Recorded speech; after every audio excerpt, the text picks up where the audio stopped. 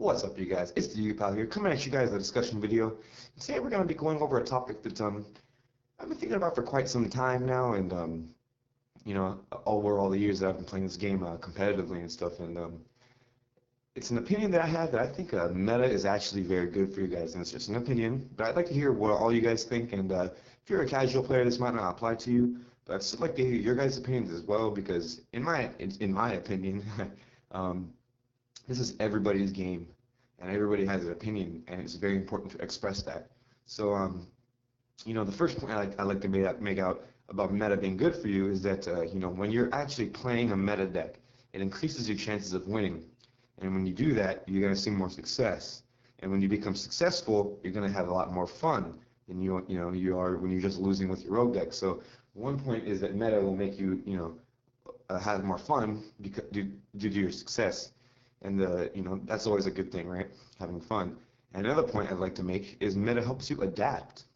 And one could argue that, rogue players have to adapt to the meta, and while that's true, there's not much you can really do to adapt, and that's because, you just generally have to floodgate and lock your opponent out of the game. And a good example of that would be Necros format. And I know a lot of you guys remember that format, and you guys probably remember if you weren't floodgating them, then you weren't winning. Like when I was playing my Shaddolls, I topped, but when I topped, I had to play mistakes in my deck because the best deck of the format was just way too strong, and they have so many outs. Their meta decks have a plethora of outs to be able to get around. They don't just have to hard draw an MST. They have monsters and they have combinations they can use to get rid of floodgates, sometimes, and that's always good for them. Example would be Cosmos. If you can tribute summon your Slip Rider, you can pop the Iron Wall, right? So, there's lots of ways out of, bad situations when you're playing a meta deck. And over the course of a format, you will literally see decks evolve just to combat and accommodate for other meta decks in the format. So, and that's proven time and time again, over the course of a format, you will literally see a deck evolve. And so that's a very strong point I'd like to make, is that meta really does help teach you how to adapt to other decks in the format. And now, another point I'd like to make is that when you lose with a rogue deck, when you lose with a meta deck, it's because, there's a few options there. One is that you both had optimal hands and, you both played your cards correct and they just had that one card over you in the end, which is fine, right? GG. And that's good because that's skilled gameplay and you get to learn from that. Another thing is, maybe you bricked and, it happens to everybody. And so, you can't really complain too much about that. It just happens. And it'll happen to any deck, no matter what deck it is. But when you're bricking multiple games in a row and you're throwing out matches because, oh, I bricked, then there's something wrong with your deck building or how you built your deck. And that is also a skill. Don't forget, deck building is a skill, and it's one of the most important skills in Yu-Gi-Oh! It's like 35% Yu-Gi-Oh! Is deck building, in my opinion. And another way you can lose is you just simply get outplayed. Now, when you get outplayed, you have to be honest with yourself, and you have to, tell yourself, okay, I misplayed, I did something wrong. And when you look back on the duel in hindsight, you can, maybe see, oh, if I had done this, I could have won that duel.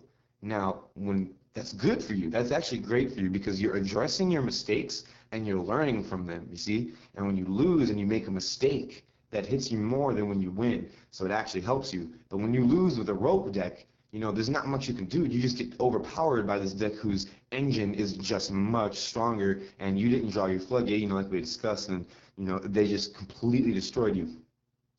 So you don't learn much from that because there's nothing you can do. So meta helps you get better at that in that aspect. And another point I'd like to make is that meta is really cheap right now. Like, you guys should be trying to play the meta because it's actually very cheap. And a good example of how expensive a meta deck can be would be Teledad. There's very expensive cards in that deck. Darkroom Dragon, Power of Duality, Emergency Teleport, to name a few.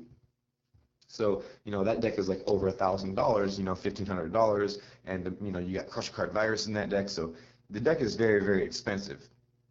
But right now, we have Monarchs, and, you guys can play Monarchs, and you guys don't even have to play Quantums. You guys can play Pure, which I personally think is the better build. And you guys can play pure monarchs, and that's a very cheap budget deck. That's a structure deck. That's like maybe spend like $60-$70 on your deck and you're done. You spend 30 for the the structure decks, and then you spend the other money for the other cards you want. And Majesty's Fiend and stuff, if you want to play them, they got reprinted in this common Veilers in the Astro Pack, so it's a lot cheaper. And in the terms of other decks, you got Cosmos and BA, and BA is in my opinion, one of the best decks of the format. And so is Cosmos. Those two are probably going to be top contenders for the best deck. And those decks are very cheap because they just got reprinted. And the ban list just got revealed. They're not going to be hit until the next format at least. So those are really good options for you guys to to consider picking up. So all in all, I just wanted to hear your guys' thoughts and opinions on this, and let me know what you guys think about meta and if meta is good. Because truthfully, guys, I think that there's a lot you can learn from meta, and I'm not saying that rogue isn't very good. You can become a very good rogue player, but if you ask any really good rogue player, I bet you anything they're going to tell you that they played meta at one point, because they need to get that experience of what it is to play at a high level competition to be able to make judgment calls like that. And that's what I think on the meta, guys, and I think that that's pretty much why it's good for you. But let me know your guys' opinion. If you guys like the video, just give it a thumbs up. It helps the channel grow. Subscribe for more content. Thank you guys so much for watching, and take care, please.